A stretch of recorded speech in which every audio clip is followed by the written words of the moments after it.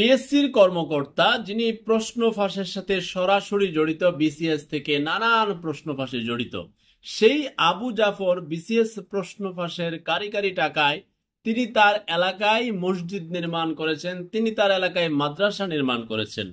আমি বরাবরই প্রশ্ন করে আসছিলাম, আজকে আরো একবার প্রমাণিত হলো এই বিষয়গুলো, যে দুর্নীতির টাকা কামাই করে সেটা তাদের একটা ধারণা, তাদের যে নষ্ট মাথায় চিন্তা করে ঠিক আছে আমি আল্লাহ রাস্তায় কিছু ব্যয় করে দেই, নিজের মনের মধ্যে মনে হয় একটা শান্তি খুঁজে পায়। আচ্ছা ঠিক আছে 1 লাখ টাকা মারলাম, 5,000 টাকা মসজিদে দিয়ে দিই। আচ্ছা 2 লাখ টাকা মারলাম, 20,000 টাকা মসজিদে দিয়ে দিই। আচ্ছা 50 কোটি টাকা মারলাম, মসজিদ নির্মাণ করে দেই, মাদ্রাসা নির্মাণ করে দেই, এতিমখানা করে দেই, নিজে হজ করি, পরিবারকেও করাই, মসজিদের ইমামকেও করাই, মাদ্রাসার ইমামকেও করাই, মাদ্রাসার প্রিন্সিপালকেও করাই। মানে তাদের ভেতরে এই শান্তি খোঁজার জন্য এই কাজগুলো করে কিনা। না হলে দুর্নীতিবাজরা প্রথমেই তার অর্থটা ব্যয় করার চিন্তা করে মসজিদ, মাদ্রাসা, এতিমখানায় মানুষকে দান খয়রাতে কেন? এই আবু জাফর তার একটা জ্যোতি কোচিং সেন্টার আছে, সেখানে শত শত চাকরি প্রার্থীকে পড়ায়। তার মানে পিএসসির সেই এই যে কর্মকর্তা, সে কিভাবে একটা কোচিং সেন্টার পরিচালনা করে, সে নিজে ক্লাসও নেয়, তার বউরে দিয়ে ক্লাস করায়। তার মানে তার একটা যুগ সাজস্ত রয়েছে, যে যেখান থেকে প্রশ্ন আসবে সেখানে রে আমি আমার কোচিং এ আসো তোমরা, আই লাভ ইউ করে দিই সবাইকে। ব্যাপারটা এমন দাঁড়িয়েছে না? এই আবু জাফর এত এত টাকা কামাই করলো, এখন সেগুলো দিয়ে মসজিদ মাদ্রাসা করে। আমি কিছু প্রশ্ন তুলি, কারো মনে আঘাত লাগলে বুঝিয়ে কমেন্ট করবেন, ক্ষমা সুন্দর দৃষ্টিতে দেখবেন, আজকে না বলে পারছি না। আপনি দেখবেন আপনার এলাকাতেই যখন মসজিদে আপনি বসলেন, ধরেন সেটা শুক্রবার হতে পারে, ঈদের জামাত হতে পারে, গুরুত্বপূর্ণ সময় যখন পাড়া প্রতিবেশী বিভিন্ন বাহিরে থাকে, সবাই একত্রিত হয়, তখন মসজিদের সভাপতি, সেক্রেটারি কিংবা কেশিয়ার কিছু কাজের জন্য ধরেন এই টাকা পয়সার ব্যাপারে কথা বলে। ঠিক আছে, যাদের পয়সা আছে তারাই তো দিবে, যার যতটুকু পারে।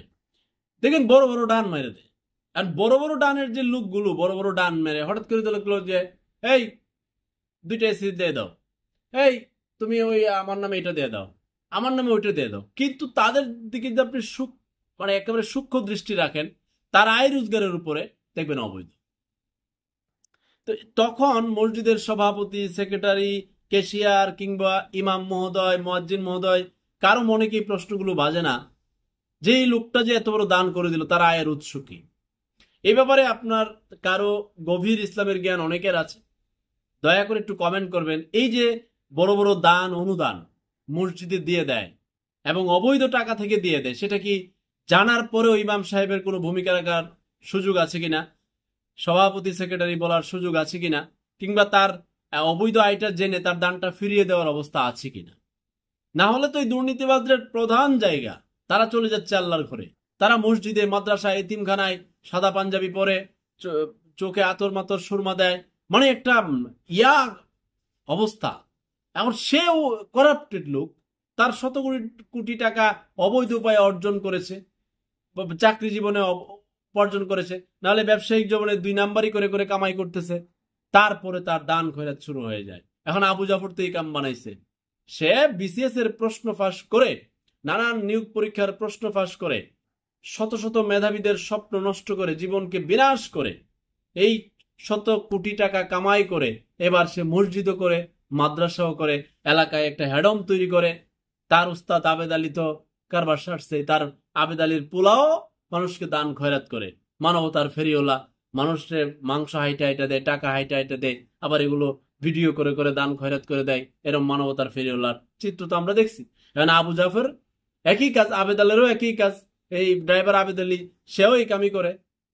তো এসব বিষয় খুব পীড়া দেয়, মানে ওরা একটা বেশভূষা যে ধরে, অথচ কামটা কি করে? গ্রামে কইব উনি তো সচিবালয়ে চাকরি করে, উনি তো এই মন্ত্রণালয়ে চাকরি করে, টাকার উৎস কি কেউ জিজ্ঞেস করে না।